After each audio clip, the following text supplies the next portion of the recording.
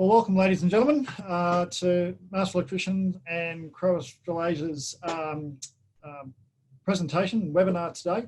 We're lucky that we've got Tony Marks along with us. Tony's got 30 years plus experience in company and personal and not-for-profit taxation. And no doubt he's been a very busy man over the last couple of weeks, giving advice and reviewing government policy and stimulus packages and things like that. So if you're new to the webinar Zoom experience here with Master Electricians Australia, at the bottom of your screen, you will see a Q&A section. So Tony will go through his presentation today, and unfortunately we do mute everybody's microphones to make sure that there's no background noise. But if you wish to ask a question, you can ask it on the Q&A at the bottom. Type in your question, and then I'll relay that to Tony after we go through the presentation, etc. And we'll try and get through as many questions as we can. So today's session will go for an hour, so we'll finish about 1 o'clock. We hope you enjoy it, and we are also have 2 other sessions next week, one with Tony and one with another partner from Crow Australasia as well. So without further ado, Tony, welcome aboard, and I might throw to you to just take us through what's available at the moment for businesses. Terrific. Thanks, Jason. And thank you, everybody, for taking your time out to come and listen to something which normally doesn't have this much popularity, I suppose, for all the wrong reasons. But anyway, what I'd like to do today is go through a whole lot of the stimulus measures that have been announced, particularly at the federal level. But today I'm going to focus on those which have specific cash benefits to businesses, not necessarily some of the other measures. For the sake of completeness, some have been included in this presentation, but I will not really be going over those in any detail. But you're more than welcome to ask questions on those at the end. As with anything, there's a suggestion here that if you see something here that is of interest that you want to implement, then you should always get advice. I'd also point out that a lot of these measures still are just in press releases, statements on various different government websites, without any form of legislation behind it. So until we actually see the legislation and know exactly what's going to happen, what I'm talking to you today about is what they've said will happen. So we'll be looking at some of the specific, quickly, ATO support measures, how you can get some cash back into your business reasonably quickly.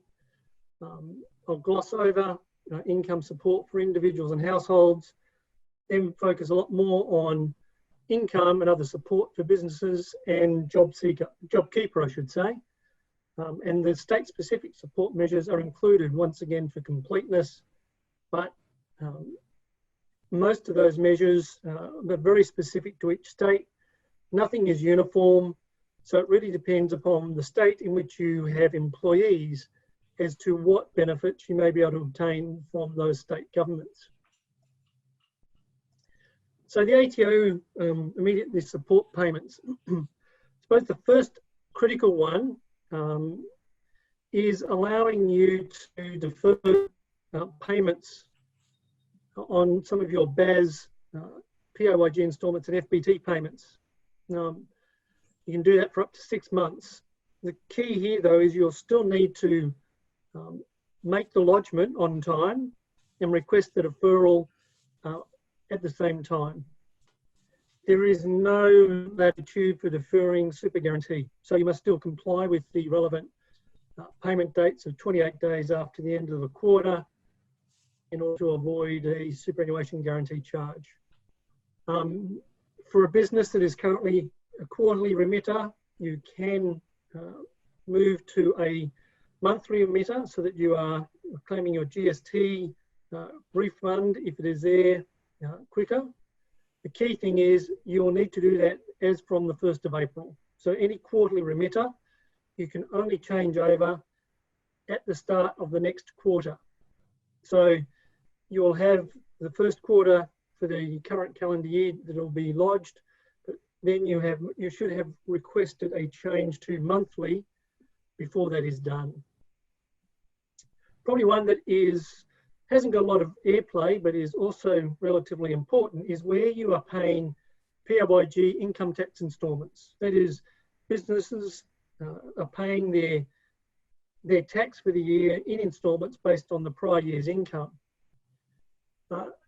You can currently make a claim or for a refund or lodge a nil payment for the March quarter. And if you've made any payments in the September and December quarters of last year, you can actually claim a refund for those amounts. The assumption sitting behind that is your business is not going to be in a tax payable position, but there will be no penalties if you get that wrong. So you could actually reclaim all of the amounts back and come the end of the year, still have a tax liability in the business, but there'll be no penalties for having done so. Likewise, other issues, the opportunity will be there to remit interest and penalty charges if they exist. And if you are paying your tax instalments as they're falling due, then you can make application to enter into a payment plan with the tax office. So these are all measures aimed at preserving or reclaiming some cash refunds into your business at a time when cash is king. Income support for households and individuals. Look, I don't really want to go into the ones in blue in any detail. I just want to highlight to you the third there, which is about the early release of superannuation. The limits are $10,000 for this financial year, that is before 30 June 2020, and a further $10,000 in the next financial year. Why is this important? Well, so long as you're able to satisfy the tax office requirements and they have been significantly relaxed, then you can actually seek access to up to $20,000 as cash to help you through this current period. You make application through the MyGov portal, but specifically that will be through the Australian Taxation Office that will be administering it. Moving forward, income now and other support for businesses. Once again, I've highlighted there some of the items in blue that I don't really wish to go into too much detail, but in the slide pack there are more details about each of those measures to understand that the enhanced instant asset write-off is something that is available to, I would say, most of the businesses that you are operating. And as a result, if you have acquired any of those assets between the 12th of March and 30 June and they're installed and ready for use, then you can claim the whole amount as a write-off. If you haven't had them installed and ready for use, or you don't necessarily meet the requirements, then there is the accelerated depreciation option. But they are mutually exclusive. You can't have both, it's one or two. But the cash flow boost is something that certainly provides cash into businesses reasonably soon, and it also cover off on the wage subsidy that has been made available to retain apprentices and trainees. So just looking now at the cash flow boost in a snapshot, there are two payments. The lowest that can be paid is $20,000, assuming you meet all the relevant conditions, up to $100,000. And the requisite threshold there is your aggregated turnover had to be under $50 million. Well, what does that mean? Basically, aggregated turnover is the gross turnover of all the entities in the group that you operate that are connected. So if you're running an electrical business, a plumbing business, and maybe a supply business for both the plumbing and electrical business, those turnovers would have to be combined into one. And as long as you're under the $50 million threshold, then you will satisfy at least that requirement. It's going to be done through your activity statement. So what you place onto that statement for April, so being your quarterly March BAS, monthly BAS, will determine how you are assessed for that benefit. The earliest payment date is the 28th of April. It will be within 14 days as from the 28th of April. So if you lodge your activity statement early, the earliest date that you will get any of that cash boost will be on the 28th of April or within the 14 days following.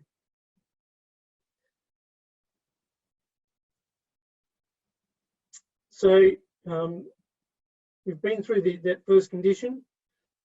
If you happen to be a sole trader, you must have an ABN that was active as at the 12th of March. That's one requirement, and that also applies if you happen to be a not-for-profit. But it's important that you do have that ABN. So if you didn't have an ABN for your business, for example, at the 12th of March, then this particular cash flow boost benefit will not be available to you. You have to be up to date with your tax lodgements, because that is the information the Commissioner is using to assess whether you're entitled to the cash flow boost. The exception is if you have an approved lodgement deferral in place. So, for example, if you're operating a business that was bushfire affected, there are a number of deferrals that have been automatically applied, so that would be one of those circumstances where you don't have to have had your relevant lodgements up to date, so to speak. However, if you don't have an approved deferred lodgement, then you will not be able to qualify for this particular benefit. Tony, we've just had a question come in terms of well, I'll just read the question out. It's our accountant told us that it would sit as a credit on our tax account, not as a cash refund into our bank account. Can you clarify about which one it will be, please? Sure. But strictly, it is a credit that's applied to your account.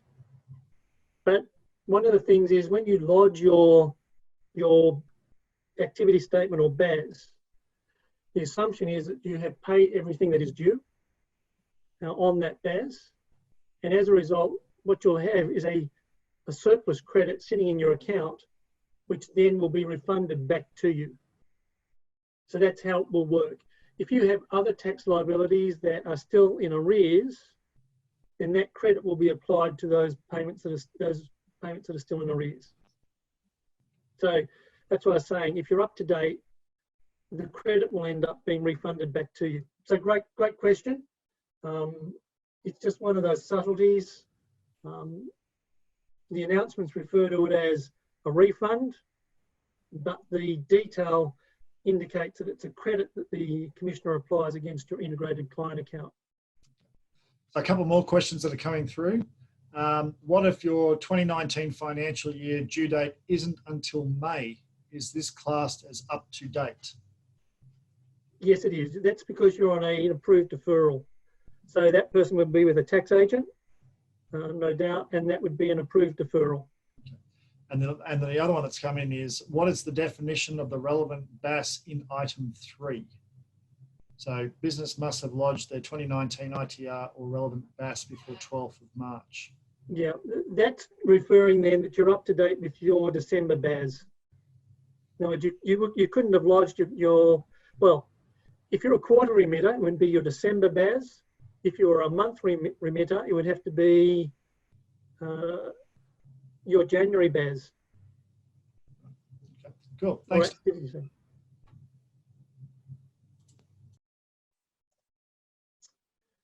Well, there you go. So The cash flow boost will be provided in 2 instalments. The first based on the January to March period, which is lodged on the 28th of April, or the one in the next financial year on the 28th of July based on the June quarter.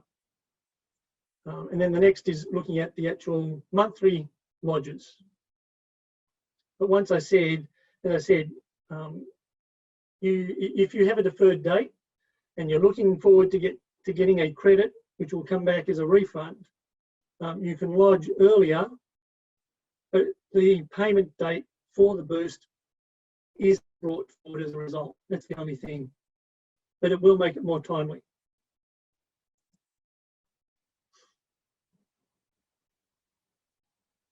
The second instalment is not necessarily paid in one amount. It's actually split over a period of time. So if you're entitled to 10,000 in the first cash boost, and you're entitled to a further 10,000 in the next one, you will get that in 2 instalments. First one will be in June, with respect to June, and paid or credited by the 28th of July, which will be a half of that amount, and the other half in September. But it's all based on whether you qualified as at 30 June. So it's just qualification period, but the second payment is split into 2. Now, and if you're on you're a monthly lodger, then likewise that payment will be split over 4 instalments.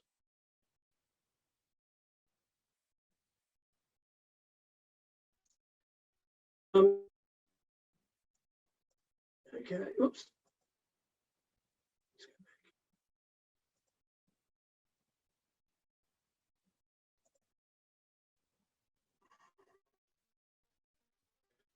So the cash flow boost is calculated in 2 ways, but the first, it's based off the PAYG withholdings that you've made from employee salaries. So it's not any of the other taxes. It's not your GST, it's not FBT, it's not income tax. It's actually looking at the PAYG that you have withheld. So the maximum amount you can claim is $100,000, and strictly the minimum amount is actually $10,000, because every business that qualifies will always get $10,000 with respect to the first payment. The second payment is dependent on the amount of PAYG withholdings that you've withheld that exceeds $10,000. So it is possible that your second payment, even though it was said to be $20,000, may actually be somewhere between $10,000 and $20,000. And that is the reason they've done that is it's consistent with the boost payment being there to encourage people to remain in employment, to remain on the payroll. So if you have no PAYG withholdings in that second quarter and you're a quarterly remitter, then there's actually going to be no further cash payable to you. You'll get the first 10,000, but you won't get anything in the second. That's at the extreme. Now, probably that needs to be thought of in conjunction with the JobKeeper payment, I should say, because that is going to provide you with taxable salaries that will be paid out to employees. So it's quite possible, depending on the number of employees that you have on a JobKeeper payment, you may well and truly exceed that $10,000 threshold. And monthly remitters, monthly lodgers, will end up with a 300% credit of their monthly amount. In other words, they'll judge it on the March month and give you 3 times that.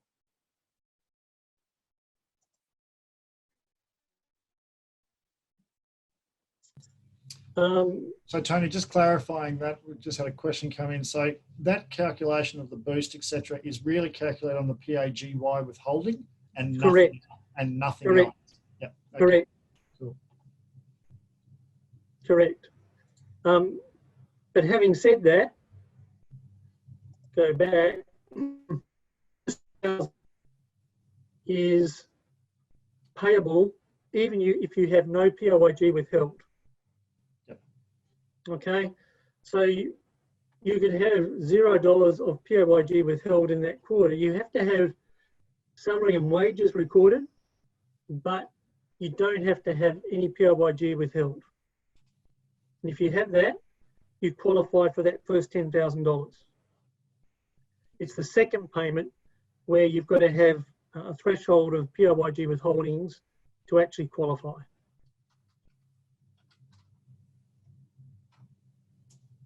Okay. Okay, we've been through that. It's just about how the second payment, how it falls. Now, the other thing which I wanted to really point out, because the Commissioner has actually gone at quite considerable lengths when this announcement was first made, to highlight where he thought artificial arrangements may be undertaken solely to get the benefit of the cash boost. So things like where maybe there were partners in a business, clearly they're drawing down a partner draw, not a salary.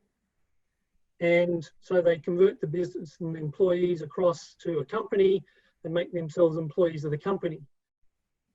They're the sorts of arrangements that the Commissioner is actually looking at to say, well, you may have done this for the purposes of just getting the cash flow boost. If that is the case, I will ignore what you've done.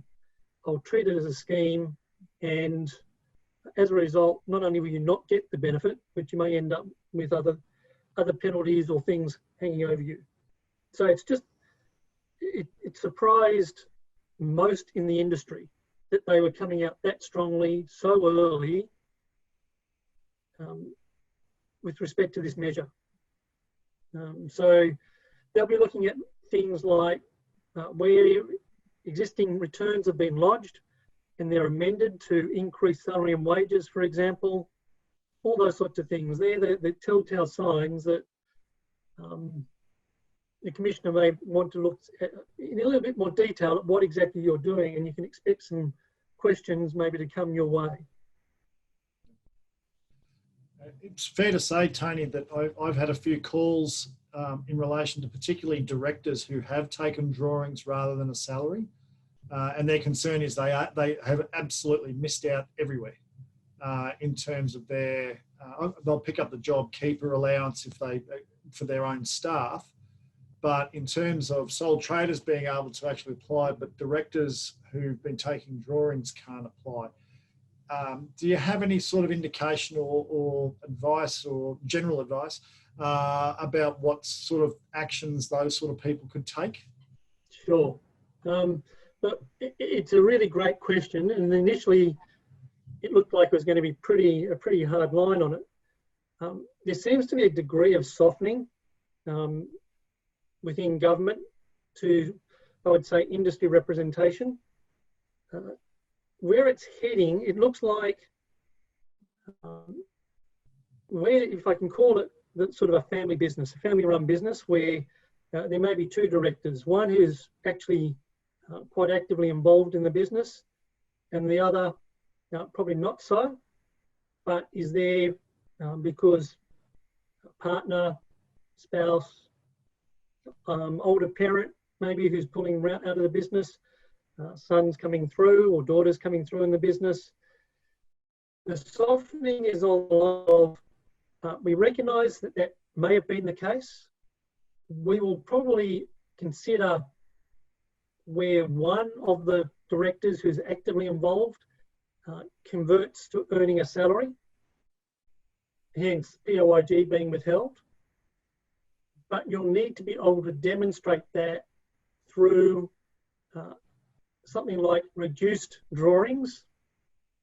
That is, they're literally have got a drawing and putting it into salary, or the profitability of the business is reducing because there's a salary being made by the director, but it's backed up by with what they were effectively extracting out of the business in the first place. So one only. seems to be the sort of softening. Where you've got businesses with directors and they're all actively involved, that really actually doesn't help.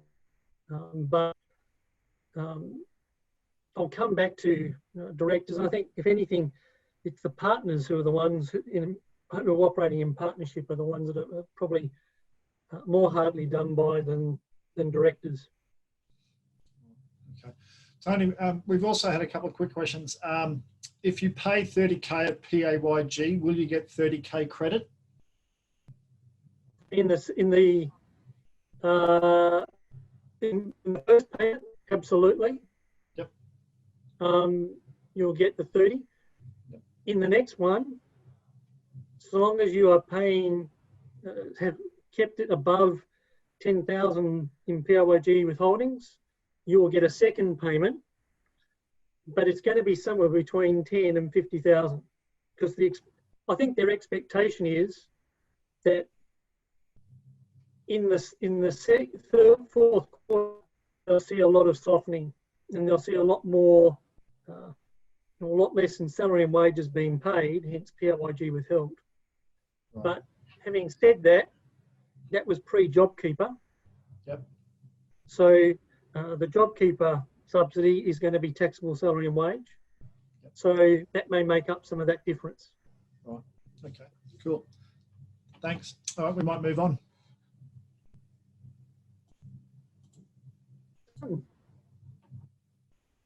I think actually those questions were directed pretty much what this was about, so I'll move on. Yep. These are just looking at some of the commercial issues. So once again, I think we've just gone through some of those issues, but they're looking at things like people bunching up, so making double payment of wages in a month, so as to boost their PAYG withholdings, knowing that in the next period they'll start to soften. So they're going to be looking at anything that looks out of the normal, and also bear in mind they have a huge amount of data sitting behind this, which is your activity statements, your single touch payroll statements, your income tax returns. So they're doing a lot of data matching behind the scenes, and these sorts of are quite readily apparent. Yeah, it's certainly a situation that if you try and gild the lily, shall we say, that there's a high probability you're going to get caught. So absolutely. Yeah. But as I said, if you can commercially justify, like a director who wasn't receiving a salary or was drawing a minimal salary, commensurate with sort of, if they're in the business 40 hours a week, well, what should somebody at their level do? That's a kind of very rough arm's length kind of test you should apply. So sort of, you know, if I say it, common sense, but I'm not, I thought I'd put this in. It's not something that's normally part of a presentation we do here, but we've got a whole, yeah. I might move you on for this one. We've got a whole seminar on the apprentices next week. We've got 3 industry busy at work, ad staff, and Electro Group coming in to do a session about apprentices and subsidies and things like that. So we might move on from that one. Not a problem. Now, the JobKeeper subsidy payment. Basically, it goes from the government to the employer to the employee. So the key thing there is the individuals must be on the books of the employer. If they're not, then their only option is the job seeker payment. So they'll have to go back to Services Australia. So this is really a measure aimed at allowing you to retain employees on your books for negligible cost, so that when there is an upturn in business cycle, they're available to you to re-engage in the business. That means you're not necessarily losing skilled staff through them having been terminated and finding employment elsewhere. I might just go through, might go over this because it's in more detail a little later. The process is you need to register your intention to apply for the JobKeeper package via the ATO website. So if you Google JobKeeper website, it'll take you to that, and you as the employer will need to register. There are two thresholds. The first is probably no real relevance to your members, but it's where you have turnover of $1 billion or more. But where you have any business with a turnover of less than $1 million, which I'm expecting will be 100% of the association's membership, you have to be able to show that there is going to be or is a 30% drop in your this year compared to last. That was the measure as announced. There's been some softening on that as well. So the Commissioner is prepared to accept circumstances and consider those where you can show that the period a year ago just wasn't representative of your true trading position. And the example of the users is, let's say you're continuing, but you bought another business 12 months ago. So as a result, your turnover then was just may have doubled, tripled, who knows. And if you compare where you are now with back then, it's not a true reflection. So he's prepared to accept special circumstances there. He's also prepared to accept situations where your trade revenue was depressed for some reason. So if you're working in, let's say, an agricultural area where the drought was hitting hard, then that period of revenue may actually be quite really soft. But now with the rains having come through and the agriculture kicking off again, you're actually getting an uptick in your revenue because there's more work out there. Well, if you can show that actually that wasn't a representative period, then you may consider going back 2 or 3 years to work out, well, what was a good comparable measure. So if you don't physically do it this year compared to last, there is still some opportunity to make application to say that there are special circumstances to be considered. Tony, we've had a question come in and addresses that quite nicely regarding the Townsville floods last year. And, yes. You know, and to Andrew, who's asked that question, I must admit we've made representations to a number of ministers, both state and federal, to get a dispensation basically for Townsville and the floods that went on at that time last year. So yeah, absolutely. I'm sure the ATO will be very, very sympathetic in relation to that going on, and as well as bushfires and, as you say, droughts, etc. as well. Yeah. So you, particularly if you were working in a drought-declared area, your revenue would have been quite down. So getting into this period, I know they're gearing up for a really good season in those areas. And revenues will be up just by the fact that there's more work. You need to provide, once you've registered with the ATO, you'll need to register your eligible employees.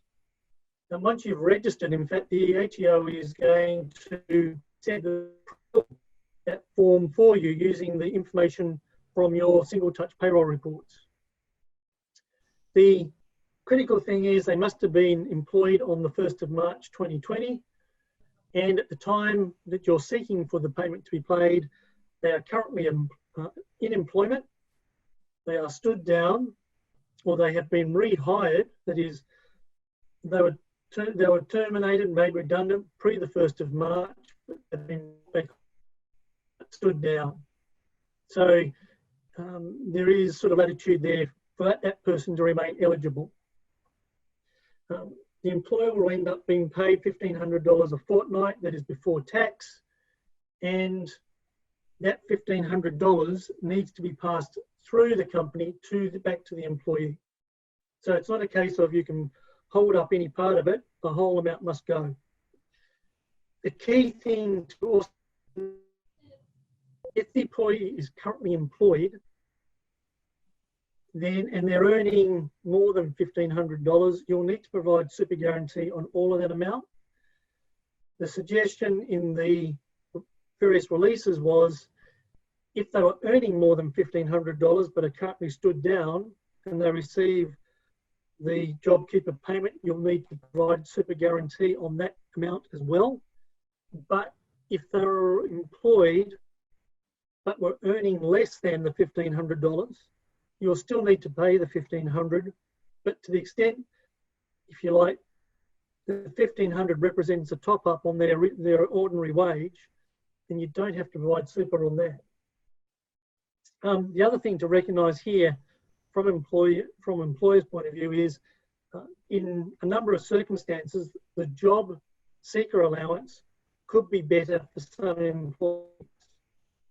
And I say that because single employees without any dependents whatsoever, then you'd think the JobKeeper is probably better for them. But where you have family, the additional allowances that can be added to the job seeker payment, and considering the increase in the threshold of the income test for partners, they may end up with a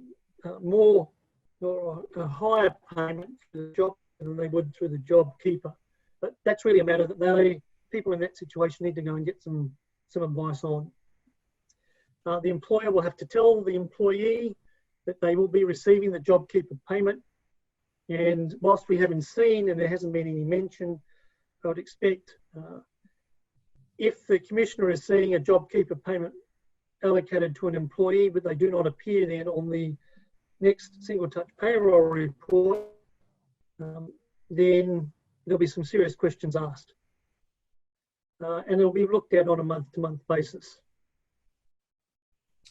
So Tony, just in relation to a couple of questions. One is, can you get the job seeker payment instead of the apprenticeship subsidy, or are they only eligible for the apprenticeship subsidy? It's certainly our mail that they can apply for one or the other, but obviously the $1,500 in most cases will cover just about the entire apprenticeship wage, so you'd probably be recommending to go off to see job seeker first in most cases. Would you agree with that? Yeah, look, I think as you say, you only can have the job seeker or the JobKeeper. You can't have both. And that's where it comes down to that arbitrage, whether you're going to get a better after-tax income, the job seeker or the JobKeeper or the apprenticeship allowance. And that's going to be up to, one, whether the employer can keep them on. If they can't, well, then you really only got two choices, job seeker or JobKeeper.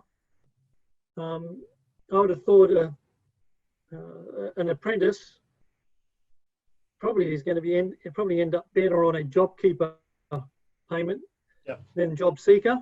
Yep. But if they're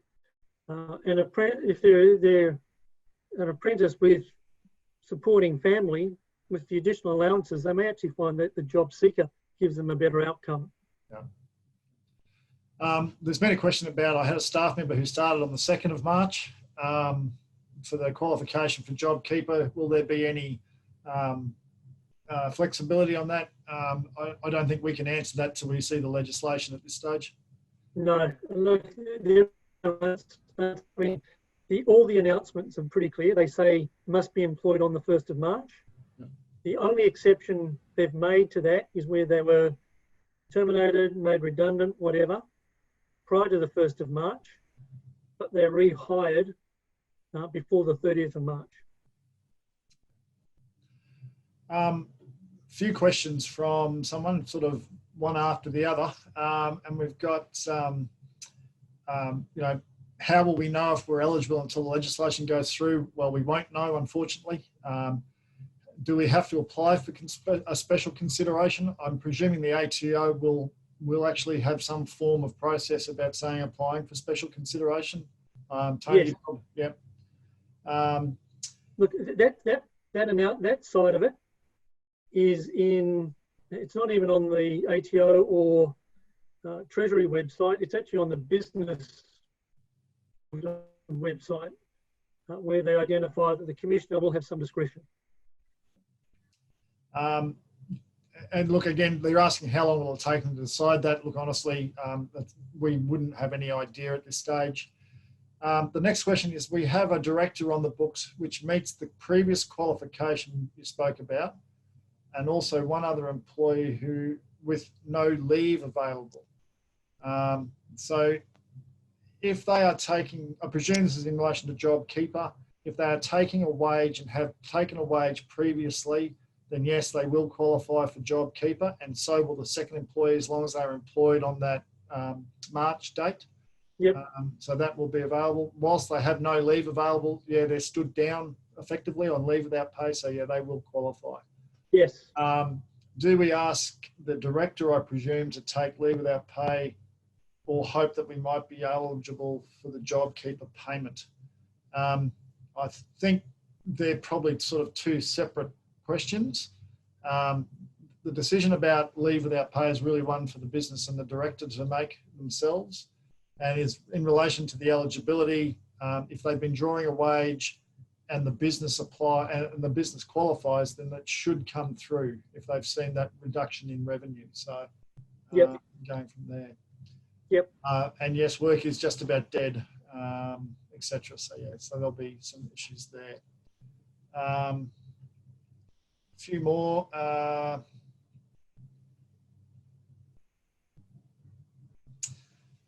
Question here, so business growth would not be considered as a special circumstance if half our turnover will exceed that of last year's.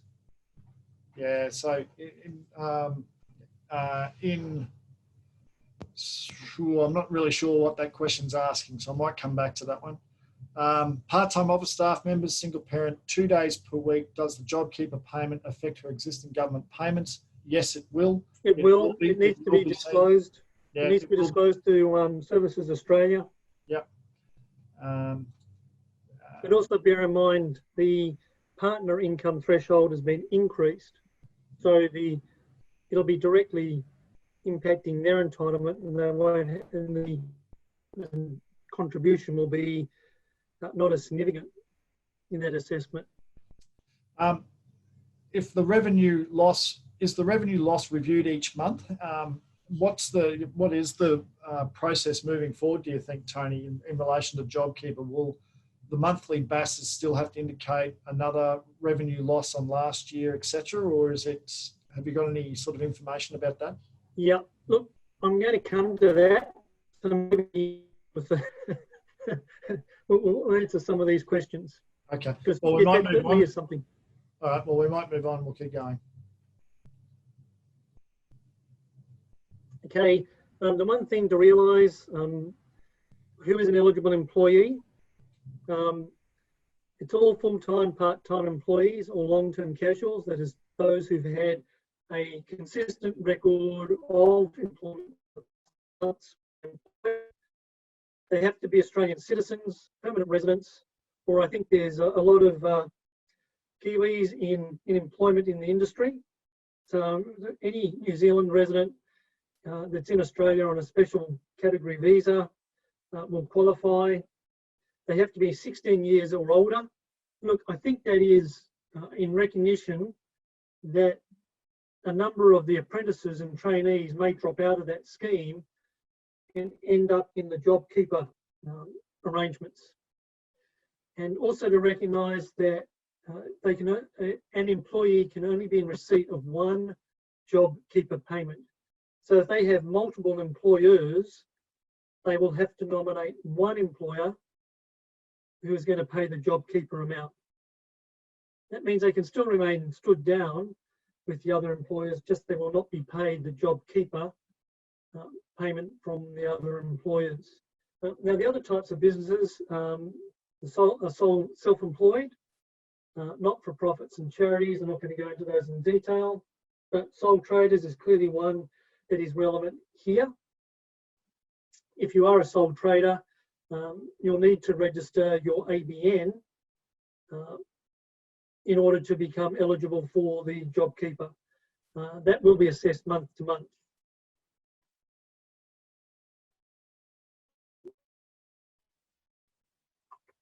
This is more about the timing.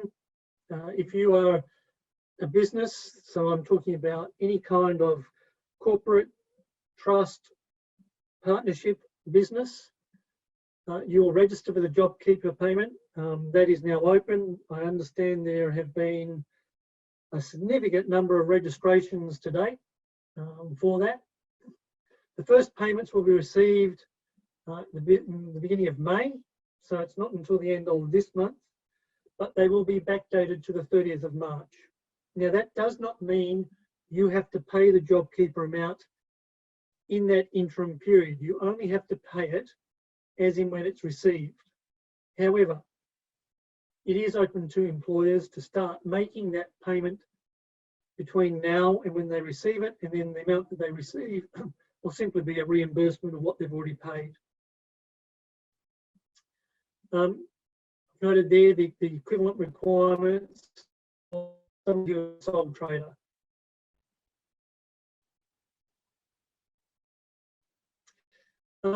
This is the one which I suppose has caused the greatest angst at all across the industry, and it's not just for an electrical contracting business. It's all businesses that run through partnerships, trusts, and companies. As I pointed out, typically they've drawn a partnership share or a drawdown. They've got a distribution at the end of the year or throughout the course of the year as there was a profit able to be distributed, or they've received their payments by way of dividends rather than a cash salary. There is this softening for what they are terming family-run businesses. But as I've said, in a family-run business, the assumption is that there is one active participant and one passive participant in that business, and the active participant is the one who will be able to register and receive the JobKeeper payment. So there is that opportunity in businesses like yours to be able to do that. It's, as I said, it's a softening. There's some words around that effect, but nobody so has confirmed it as yet. But it is certainly has been provided in verbal discussions we've had, and also in some of the what I call secondary sources of information appearing on some of the Australian government business-related websites. So given that, and it hasn't been withdrawn, we'd expect to see those measures permit that. I'll just run through a very, very quick example, just so it sort of cements maybe some of what we've done. Facts, we've got a business, electrical contracting business. It's had historical turnover of, let's say, circa 700,000. It's now dropped down to probably around the 450,000, if not more. Over time, they've had 3 employees. They're all aged over 16, and they're all employed as of the 1st of March. Jack was earning $1,000 a fortnight, Jill $3,000, and was a New Zealand citizen, but they were here on a special category visa for a New Zealander, which is subclass 444 visa. So they qualify. And Mac, who's also earning $3,000 a fortnight, but he was terminated on the 11th of March. Now, who can they claim the JobKeeper payment from? Well, their business turnover has dropped more than 30%. Tick. They're all employees on the 1st of March. Tick. They're all over 16. They all satisfied the citizenship requirements. If Mac is brought back onto the books and is stood down, then he will qualify as well for the JobKeeper subsidy. And that's what we have here. So Jack's 1,000, the employer receives that 1,500, he has to pay the $1,500 to Jack. On the first 1,000, he needs to provide super guarantee on top of that. So that's plus the 9.5%. But on the other $500, there is no obligation to pay super on that.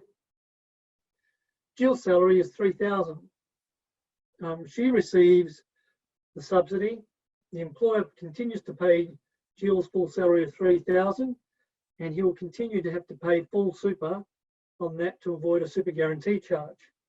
Now, Mac is the interesting one, because Mac was on a salary of $2,000, but he was terminated and then rehired and stood down.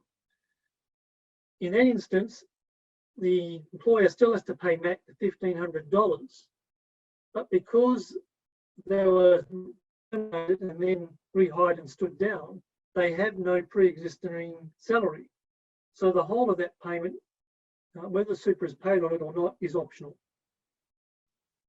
So just different scenarios in the way in which that payment is required to be passed through to the employee. Now, I really don't want to go through the specific state support measures. This was carried out. Yeah, I think we'll give them a miss. Thanks, Tony, because there's a lot of states. Absolutely. And look, the other thing I wanted to note was some of these are already out of date because the states have already made further announcements about further payroll tax relief, that sort of thing.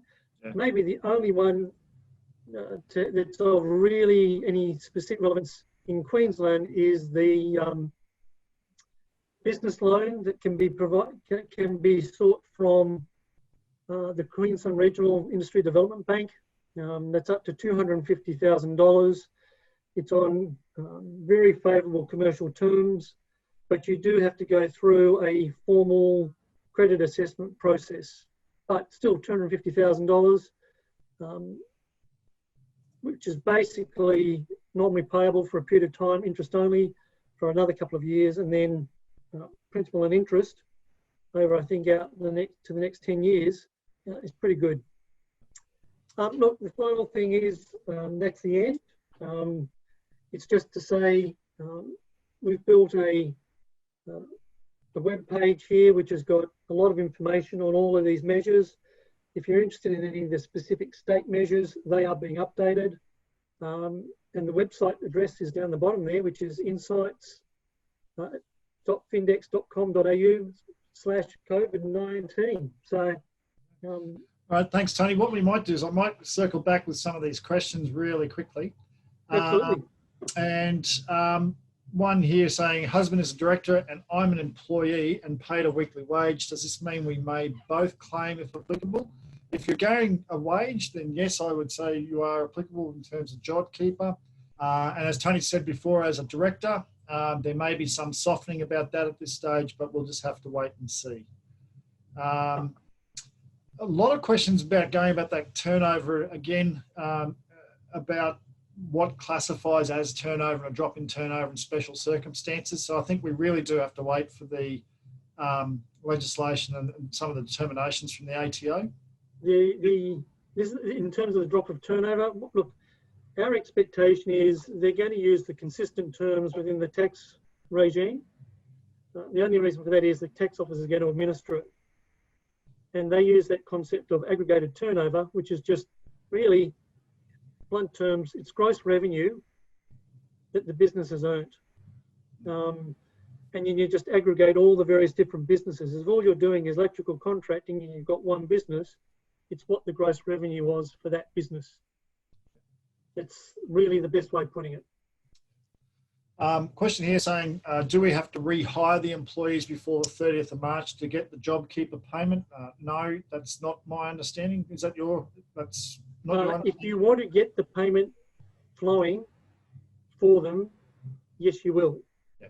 But if you make a decision down the track, but you would still qualify for it in that respect. Yep. Bear in mind that the JobKeeper rule or payments have a 6-month life. In other words, they are, at this point, they are time bounded. Yep. So there's only 6 months in which that payment can be made. Does the employee need to exhaust leave entitlements before they are eligible for JobKeeper? No, that's not our understanding at all. So they can keep their leave. And it's probably important for them to keep their leave maybe for a bit down the track as well. Yeah. So look, that's the key thing about being stood down as opposed to being terminated, is that if you're stood down, your leave so your period of service continuity continues. Correct. And your entitlements don't have to get paid out at that time. They can be deferred until a later date. Yeah, more questions about the change in revenue.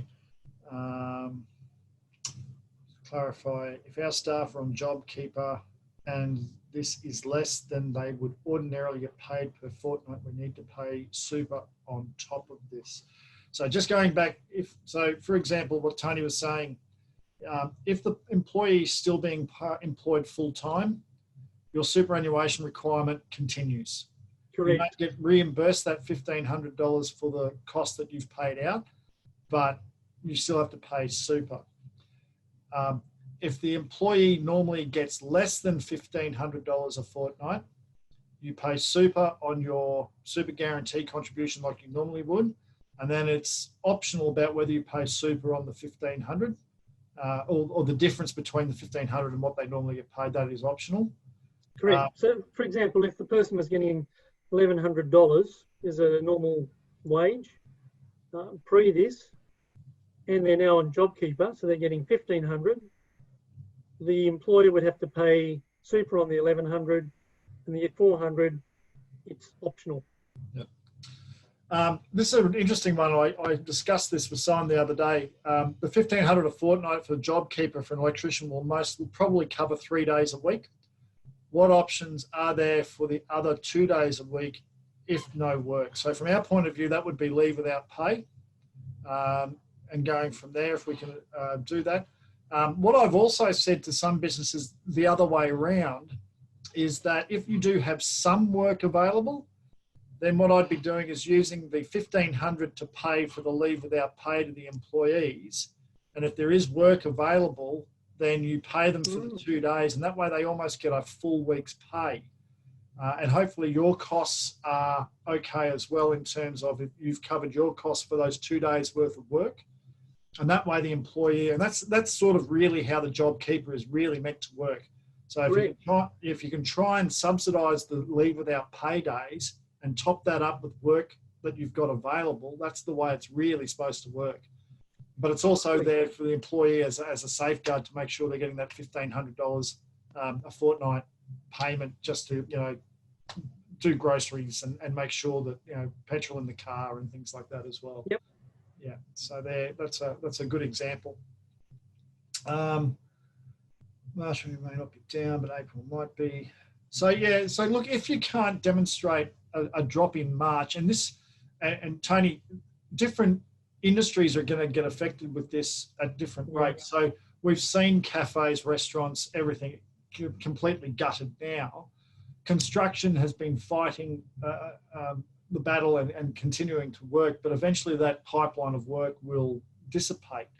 So the turnover or the drop in revenue will eventually happen in April, May, etc. for other industries. So presumably they will be able to demonstrate that and then jump onto the JobKeeper payments, etc. at that time. Yeah, look, the one thing that is in some of the announcements is it talks about looking at it historically, you got to prove it hard and fast, but then it also refers to it as what you expect to occur. So if your forward estimates, so this month, so let's say March was looking okay, but you know that April, May and June are just going to be miserable months.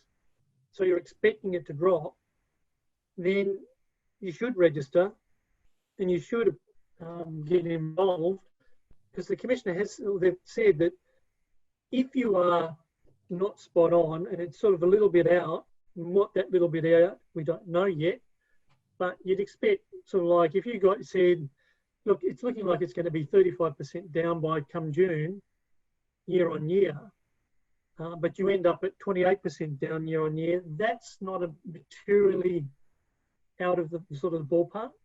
And they're saying that they're going to exercise some discretion in that sort of margin. But if you apply, you're sort of saying it's 30, but it ends up being you're 10% up. Well, you better have a really good explanation as to why, and you'll probably end up having to pay that money back, because what it means is you didn't actually need that JobKeeper to keep your workforce in place. So just going through, someone's asked, will the 1,500, will this be adjusted to a pro rata arrangement for part-time employees? No, it is a flat payment. So doesn't matter. Yeah, it doesn't regardless matter. whether you're full, part-time, or casual, you get $1,500. And the reason I've said to people is that's almost a stimulus that the government is giving to casuals and part-timers to give them extra money to spend in the economy to keep it going. Yep. You know, that is a cognizant decision of the government to actually do that. So, and look, the other side is, I think if you were to start to re-engineer, reverse engineer how the payment is structured, the JobKeeper is going to be a better financial outcome than going down the job seeker route for a lot of employees. Not all, but for most of them, the JobKeeper is going to be better, which means they'll go through the JobKeeper, which is keeping a lot of people off job seeker, which is already a very congested system at the moment. So it's being the cynic, but I would say there's been some pretty deliberate workings around why they've set it at 1,500. Someone's asked about, will it remain as a fortnightly arrangement or possibly broken down to weekly? I don't think that, it'll just be fortnightly. That's just the way the Centrelink and government works. They don't do weekly. Yeah. Look, this is going to go through the tax office, so it's been administered by them. Again, apprentices don't get the, you either get the apprentice wage, the apprentice subsidy or JobKeeper. You can't have both, no.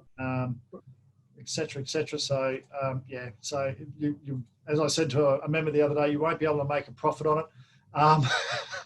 No. So either that or you'll get a very nasty letter about repaying some money in about 5 months' time, 6 months' time. We've dealt with that one. And look, I would point out, if somebody does go on to JobKeeper, they have to notify Services Australia that that has occurred. There is no direct linkage between the two, but the JobKeeper counts as income under the job seeker allowance. Yeah. What else?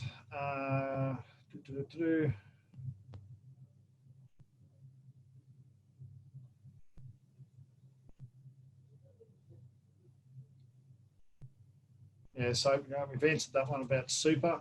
So if they're receiving less wage than the JobKeeper, then the super is only payable on their normal PAYG and ordinary time earnings, etc.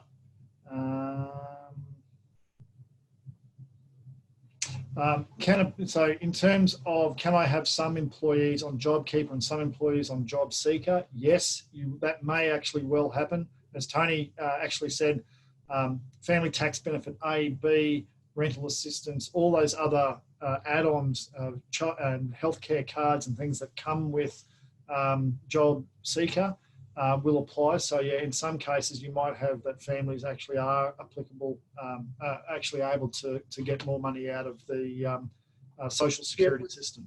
So that is not an unintended consequence as well. So that person who's on Job Seeker though can still be on your books but stood down. So that being stood down triggers your entitlement to either Job Seeker or JobKeeper. I've dealt with that one, so I'm just going through.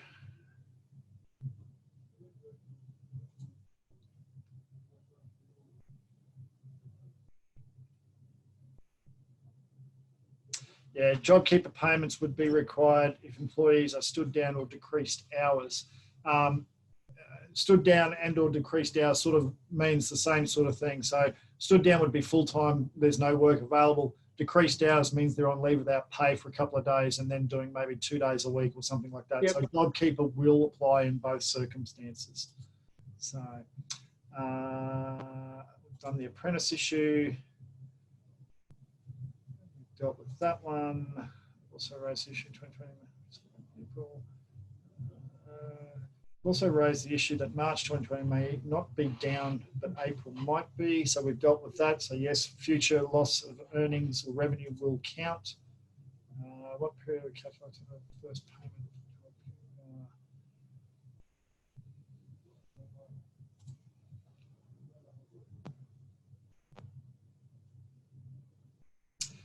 Someone has said, can I exhaust an employee's annual leave and sick leave prior to using leave without pay option? By agreement, yes, you can, or if the employee applies for annual leave, and when we're talking sick leave, they would have to have a reason for using their sick leave / personal carers leave. So they might be looking after a child at home, they might have a medical condition, so sick leave. If you want to pay the sick leave out, if they ask for it, please think about that, because sick leave is not an accrual until they're sick or they have a reason for it. So, but certainly annual leave, long service leave, things like that, they can ask for. The Industrial Relations Commission, sorry, the Fair Work Commission has recently announced that they are putting in annual leave at half pay. So you can take double the time at half pay. That's going to be entered into the awards for a specific period of time, maybe 12 months, 6 to 12 months into most awards to allow that flexibility. And quite soon, there'll also be pandemic leave without pay available as well. So that's coming in shortly through most of the awards. If you access your super due to a loss of income today and then pick up more hours later on, will the super drawdown be affected? It's best at the time. So when you put your application into the HEO for an early release, it's based on the information at that time. So you may get your first payment, but if you don't qualify for the next one in July, well, then you won't get it then. So it's at the time of application.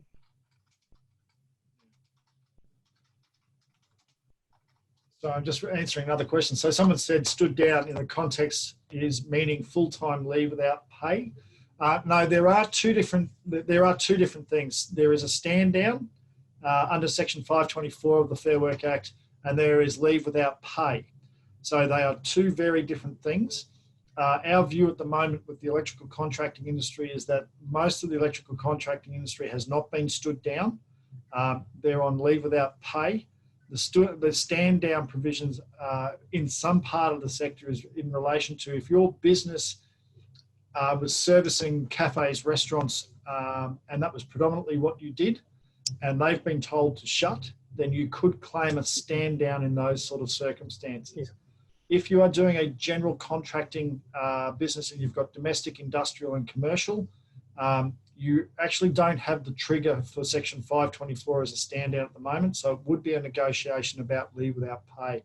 We did cover these topics very significantly in our previous webinars. They are available on our website and on the Facebook page to go through. I would seriously recommend, if you have missed those, to actually go back and watch those, or ring the workplace relations line and we can give you some one-on-one advice, etc., and go from there.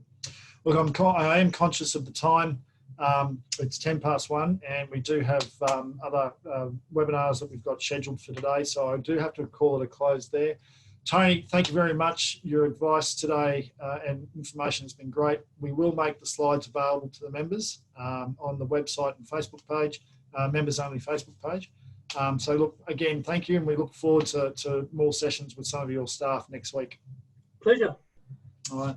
Thanks, everybody. Thanks for joining us, and we'll have some frequently asked questions up on the website available next week as well. So this one will take us a little while to sort out. But again, thanks again. We enjoyed it, and good luck, and enjoy your afternoon, and have a safe weekend.